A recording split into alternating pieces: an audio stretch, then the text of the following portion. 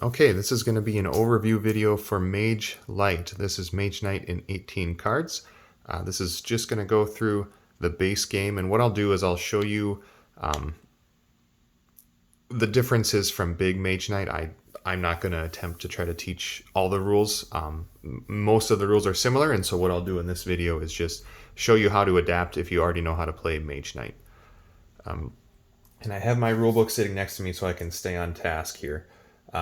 The first thing that's probably a big difference to know is the action cards. The game comes with 8 action cards. They have a starting half and a waning half. And so you start with all of them on starting, and I'll just draw up a hand here. When you play a starting card, you rotate it to waning and you put it at the bottom of your deck. You don't actually remove any cards from your hand until the end of your turn, and so as I'm playing my turn, I might say, okay, I'll play this one and I'll move it up, and I'll play this one and move it up. And then at the end of my turn, I'll grab all the ones that I played, rotate them, and put them at the bottom of my deck. If you play, if you're discarding multiple cards and putting them to the bottom of your deck, you can actually choose the order they go in. Likewise, you can always look at the top card of your deck. Try not to look at any others, but knowing the next card that's coming is just part of the game. In one of the expansions, I have like a deck cover card that I provide. So let's say I've played and I've discarded some and I've drawn back up, and now I have these 2 waning cards in my hand. When you play a waning card, it actually goes to your discard pile, and then you don't get it back. And once all your cards are in your discard pile, the round is over, just like normal. I think that might be it for action cards. So for taking wounds, there's no wound cards in the game. You take wounds by kind of exhausting or downgrading your cards and pushing the round. And you take wounds right away in the assigned damage phase. So you can't, so it affects your attack phase. So to take a wound, you have 2 main options. You can rotate a starting card in your hand to waning, or you can move a waning card in your hand to your discard pile.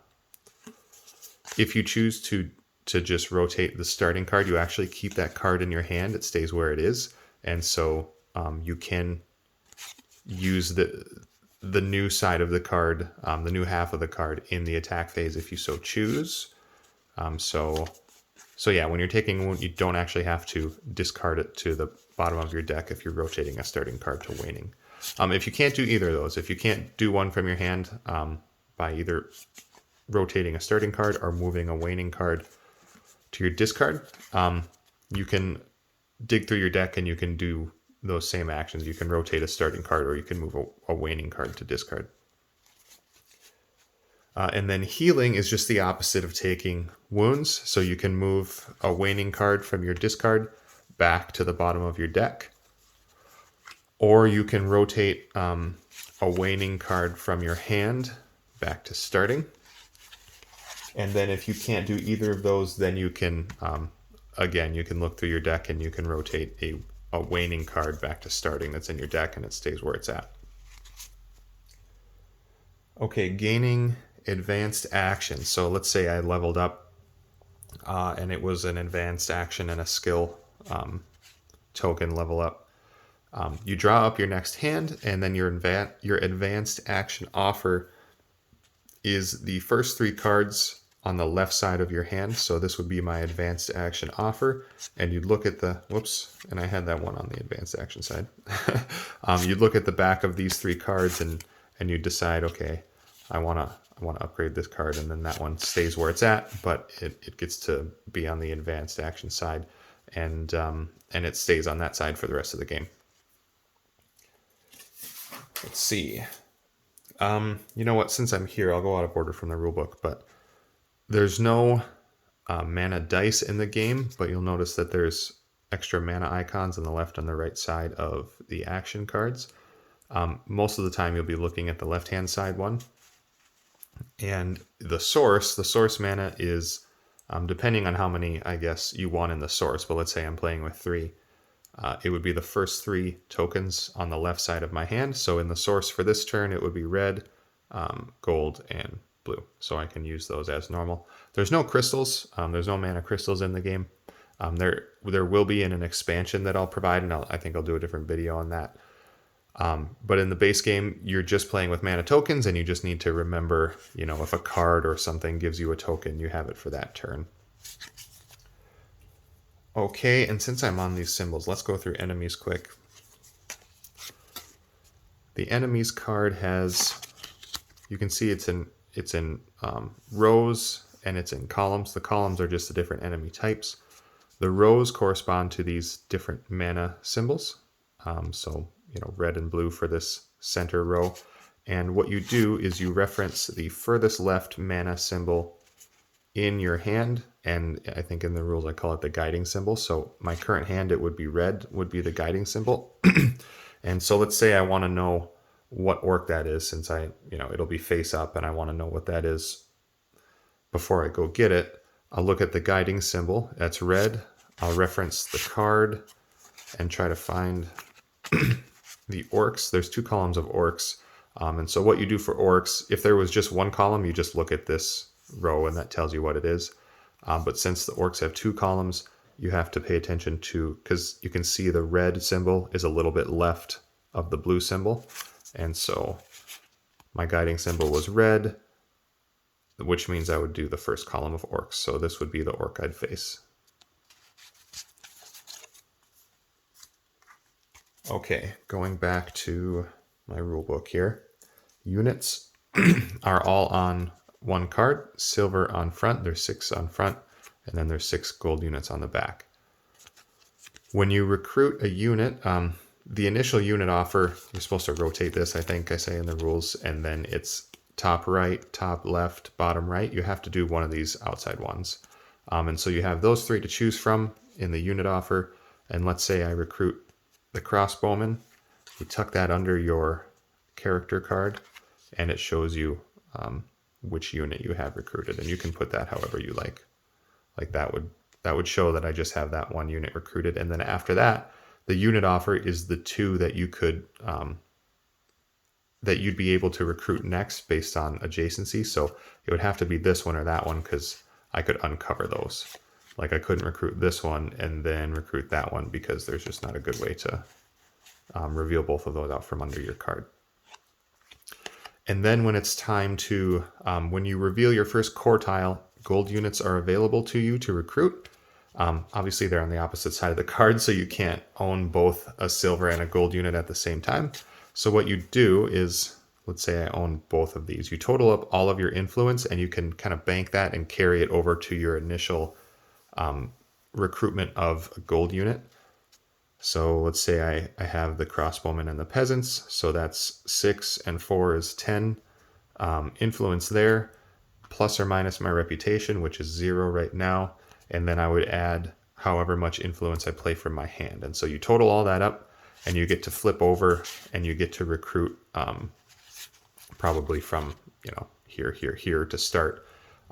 But you can move in and you can recruit and carry all of that influence over and recruit what you can. So really you could recruit 3 gold units at once if you had like a bunch of influence banked on the silver side.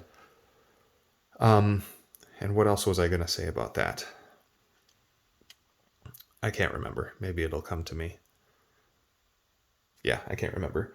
So, it might have been wounding units. So wounding units, you don't have any, like you can't put a wound card on it to remember. And so I say that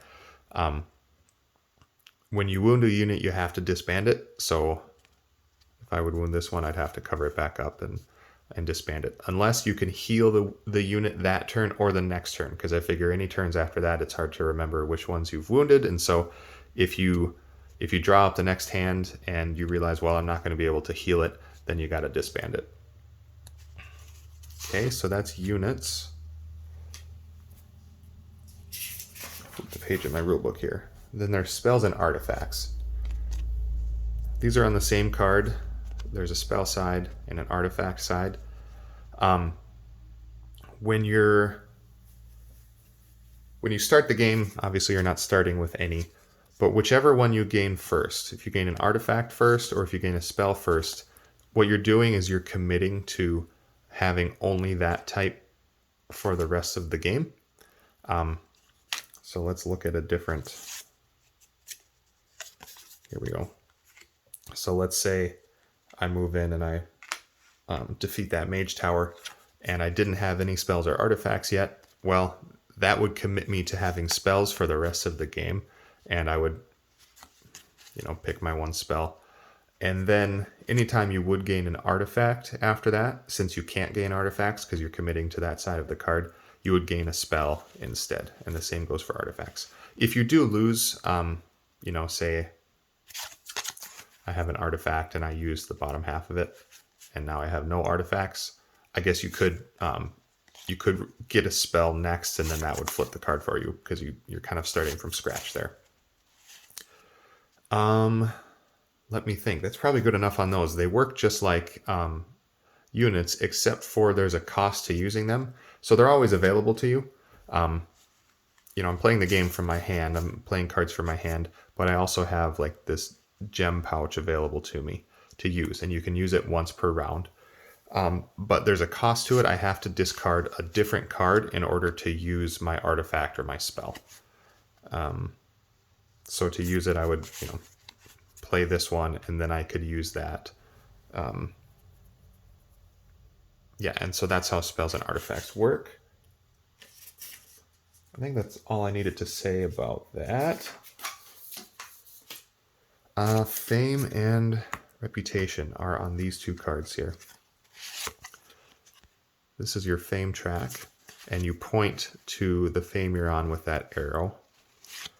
I have the levels noted here, so once you hit 3 fame or pass it, you're on character level 2, and you can see, whoops, sorry, I hit my camera there. You can see it's an advanced action and a skill level up, noted by the icon, and then the next one would be a command token level up at level 3. And it goes all the way up to 99 here, and then you would just start over if you would somehow pass that back at 1. So you just move this around to track fame, and then this is your reputation. You start at on the yellow side with 0, and then when you gain it, you rotate it to the right and keep doing that. And then if you come around again, then you're on the +2, and you can go up to +5. If you get below, so say I'm here and I lose a reputation, you flip the card and now you're on the red side and you're back at 0, and then you can go further into debt on that, just like normal, and you get to the -5 or the -X or whatever that is. So I think that explains that. And then leveling up with your hero. In the base game, you just got the 1 card.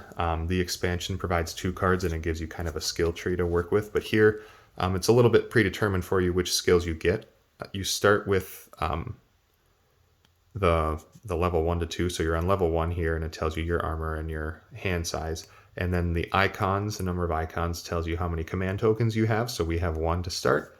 And then when we level up to character level 2, we rotate it to the 2 here, and it shows that we gained this skill. And of course, we also have the command token that we had originally. And then when you get to level 3, you get that command token upgrade. And then 4, you get an extra skill, and then you'd flip the card over. This card only goes to level 8. And so if you would happen to pass that on the fame track, just give yourself like extra mana tokens, probably 2 extra mana tokens every time you level up, since you won't be able to gain any more levels on your card. Okay. I did the enemies card. Let's go through the map, and I think that'll probably be, we're getting near the end here of what you need to know. Use a token or whatever you can find. I use a penny, and then if it's day, I have it on heads, and if it's night, I have it on tails. You start with just the 1 card out, and you start on the bottom left partial hex there. And then you build in orthogonal directions. And so I can explore this direction and that direction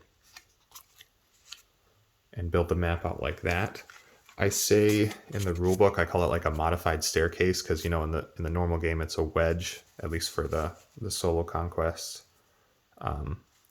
This is like a staircase. So if you imagine, it kind of goes up and to the right and straight east, and so you can build out straight east as far as you want at the base of the staircase, but you're limited. You can't go straight north. So you can explore one north from your starting tile, but from there you can't go further north yet. You'd have to go over and then you could go up. And so you can imagine the staircase going up from there. Let's see. So the partial hexes, you can see there's these ones cut in half because when on the outside corners there, because when you join the cards together, if I would explore east, then that's a whole hex. And so I call them partial hexes in the rulebook.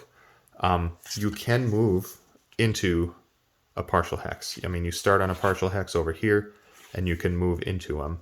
And so from here, that's considered adjacent to the unexplored area to the north and to the east. And so you could explore this direction. If I was on that partial hex, you could explore this direction or this direction. If you were on this one and you did explore to the east here, now that becomes a whole hex, and you don't have to move into the other half of the hex. You're just on that whole hex, and so you could move here from there if you wanted, or you can explore north. Since this is touching both unexplored regions, you could explore this one from here or that one. And then the only other part with the map tiles that could be a little bit confusing is when you're moving north and south, just by the way that these line up, you can see you can move straight north and south. So from here I could move here. But if you're on an inner hex, which are like these two or those two, just not one of the hexes that is a partial hex. When you're on an inner hex, you can also move diagonally if you're going north and south on a card. So from here, I could move to here or to here as well. But if you're on one of these hexes, one of the outside hexes of the card, you can't move diagonally to a north or south card. So I couldn't move from here to here. I'd have to go straight north. And that applies even if, you know, it's combined here. I couldn't move from that to here or there. So only the inner hexes, when you're moving out of those, you can move diagonally, as well as straight north and south. So yeah, you start out with just the one tile out, and then once you have all your countryside tiles out, then you have to start stealing from tiles that are already out. So let's say I'm over here and I want to explore east. I would probably grab these two, shuffle them up, and then flip it, and the asterisk side is the core tile side, and then I'd put that there, and I'd put this at the bottom of my deck.